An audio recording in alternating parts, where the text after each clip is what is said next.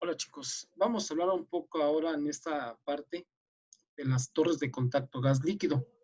Prácticamente se conocen como bioreactores neumáticos, ya que se suministra aire para que se lleve a cabo esa aireación, ese movimiento, ese contacto entre las dos fases.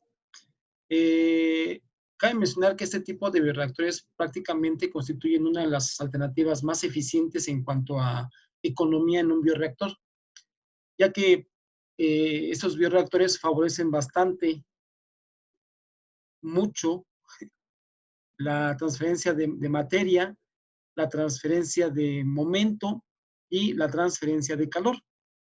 De ahí que sean unos bioreactores económicamente viables. Además de que en gran parte de ellos no se tienen dispositivos móviles, por lo tanto la limpieza es más fácil.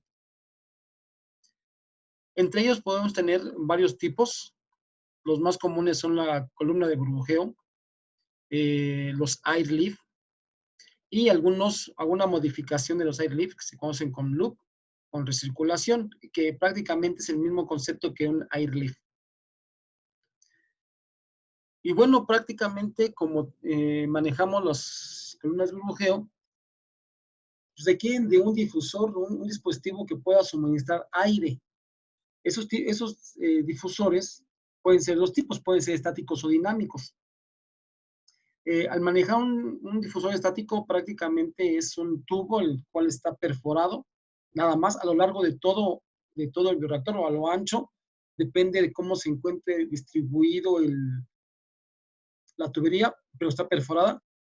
Otros, como los dinámicos, es prácticamente una placa porosa, ya sea de vidrio o de cerámica, que facilite esa aireación. La placa porosa debe generar burbujas pequeñas, al igual que los difusores estáticos, puesto que esto favorecería mucho la difusividad del oxígeno en el medio. ¿Qué conceptos son indispensables para este tipo de bioreactores? Bueno, se manejan varios conceptos que caracterizan un bioreactor neumático. Entre ellos están la velocidad superficial de gas, el coeficiente de retención de gas, tiempo de circulación, caída de presión. Son elementos que nos van a ayudar a entender un poco más las características de estos bioreactores. Y bueno, de manera general, dentro de los conceptos básicos, pues está obviamente el establecimiento de las ecuaciones que nos permitan calcular cada uno de ellos, como es el caso de la velocidad superficial de gas, ¿sí? Es donde lo que hacen es determinar cuál es el flujo volumétrico de aire que entra al sistema y determinar el área de transferencia de la burbuja, ¿sí? Eso es un poquito complicado, ya que se requieren de técnicas prácticamente informáticas para poder evaluar el área de transferencia de la burbuja, ¿sí? También tenemos otra ecuación que es la velocidad de ascenso, que se establece a partir de la velocidad superficial de gas y del coeficiente de retención de gas, ¿sí? Son parámetros que nos ayudan. Ahora, en cuanto a la área de transferencia, vaya, prácticamente, pues esto tienes que determinarlo a partir del diámetro de la burbuja. Y es lo que les comentaba. Es un poco complicado. Normalmente se realiza a través de pequeñas imágenes de las burbujas que se amplían para determinar su diámetro y haciendo una relación de escala podemos determinar el diámetro real y sacando la suma de todos esos diámetros de las burbujas que se encuentren presentes. Ahora, las burbujas van a tener diferentes tamaños y eso de qué va a depender prácticamente de la velocidad con que se inyecte el aire, ¿sí? Podemos establecer, por lo tanto, diferentes regímenes de burbujas en el sistema. Pueden ser pseudoplástico, heterogéneo o recirculante.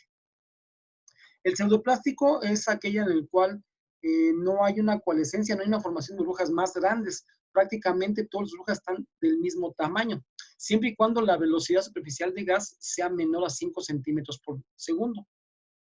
Aquí prácticamente es una uniformidad de burbujas. Cuando aumentamos la velocidad de gas, empieza a haber coalescencia, es decir, empieza a haber la unión de dos burbujas pequeñas formando una grande. De tal forma entonces que en el sistema vamos a tener burbujas pequeñas y burbujas grandes. Y esto se da cuando aumentamos la velocidad de aireación. Esta formación de burbujas grandes, cuando tenemos una velocidad superior, empieza a generar burbujas grandes. Entonces, ¿qué es lo que sucede? Que esas burbujas, al ir subiendo por el sistema, va a provocar un desplazamiento del líquido en sus paredes y eso va a favorecer el movimiento del fluido. Y eso se conoce como régimen recirculante, a esas burbujas, pero prácticamente en función del movimiento del líquido. Y bueno, aquí empezamos a tener un poco de problemas porque si vamos a determinar el área de contacto de la burbuja, podemos determinar entonces el coeficiente de transferencia de oxígeno o de materia, que es el famoso KLA. Y aquí es donde hay una serie de problemas. ¿Por qué?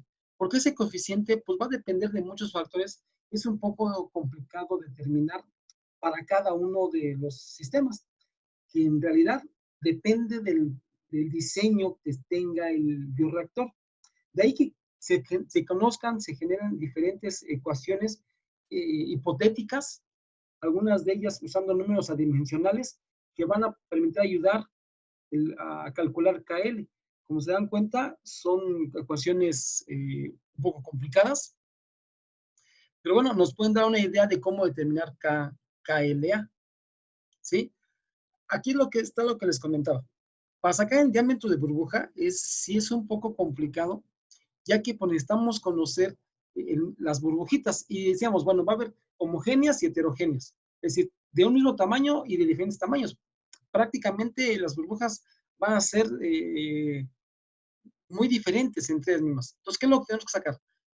Tenemos que sacar una estimación del diámetro promedio de las burbujas presentes en el sistema. Y aquí tenemos esta ecuación, donde nos indica que debemos determinar primero el diámetro de las burbujas, clasificarlos por sus diferentes diámetros, establecer cuántas burbujas hay de ese diámetro y entonces empezar a hacer la multiplicación entre el número de burbujas por el diámetro al cubo y sumar cada una de ellas entre la misma relación, pero en vez del diámetro al cubo, diámetro al cuadrado, ¿sí? Para establecer por dimensiones una unidad de distancia. Que se dan cuenta, pues es un trabajo intenso prácticamente, porque tienes que establecer cada una de las burbujas presentes en el sistema en la imagen que determinaste. ¿Sí? Es prácticamente es en un promedio. Y bueno, hay algunas relaciones matemáticas que te permiten establecer más o menos de acuerdo a la velocidad de la aireación, cuál sería la burbuja promedio que te genere cierto dispositivo, como la placa porosa, un difusor dinámico, etc. Ahora, hablando de diseño, pues tenemos también diferentes bioreactores neumáticos, entre ellos están el Airlift, ¿sí? Favorece muchísimo la transferencia de materia, de calor y de masa, un poco más que la columna de burbujeo, debido a su diseño. ¿Cuál es el funcionamiento de este? Bueno, prácticamente es, al momento de que inyectas aire al sistema, en un medio líquido, el aire disminuye densidad, perdón, el líquido disminuye densidad, lo cual provoca que suba, que ascienda por el sistema. Cuando el aire se libera del sistema, el líquido regresa a su densidad normal, por lo tanto se hace más pesado y tiende a bajar, pero no puede regresar por la parte donde están aireando. Tiene que buscar otras formas, otros lugares por el cual tenga que regresar. Se conoce como downcomer, ¿sí? O conducto de descenso. Y esto es lo que va a favorecer que haya una recirculación constante del líquido, que favorece, por lo tanto, la oxigenación, porque nada más se dedica a una zona donde nada más está aireando, la recirculación del líquido en el mezclado, y al momento de que estamos aireando, estamos también controlando la temperatura. De ahí que este tipo de bioreactores sean más eficientes en cuanto a ese tipo de economía de bioreactores. Y aquí tenemos algunos diseños. Aquí, por ejemplo, podemos ver en este bioreactor, este tubo concéntrico es un tubo que se encuentra dentro de otro tubo que va a favorecer la ascensión, el ascenso de líquido. Aquí es donde la densidad del líquido disminuye. Al haber aquí una fuerza impulsora del líquido por el aire, no puede regresar por aquí el líquido, entonces tiene que buscar otro lugar, que son los costados.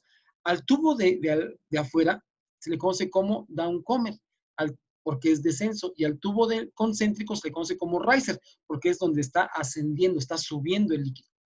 Y hay otros dispositivos, se dan cuenta, muy similares. Aquí, por ejemplo, se dice que es de loop externo, porque se suministra y es como si saliera del sistema el líquido y después se vuelve a retornar. Es el mismo concepto. Aquí hay una disminución de densidad, sube el líquido, el aire se desprende, el líquido tiene que regresar por cambio de densidad y entonces hay un retorno. Este es el mismo concepto, solo que aquí el aire está entrando por los costados y está regresando por el líquido. Aquí, por lo tanto, el riser es el tubo externo y el downcomer es el tubo interno, ¿sí? Y bueno, esas son prácticamente las características que manejan los bioreactores air-lift o bioreactores neumáticos, prácticamente. Bien, chicos, hasta aquí lo referente a los sistemas neumáticos. Les agradezco mucho la atención.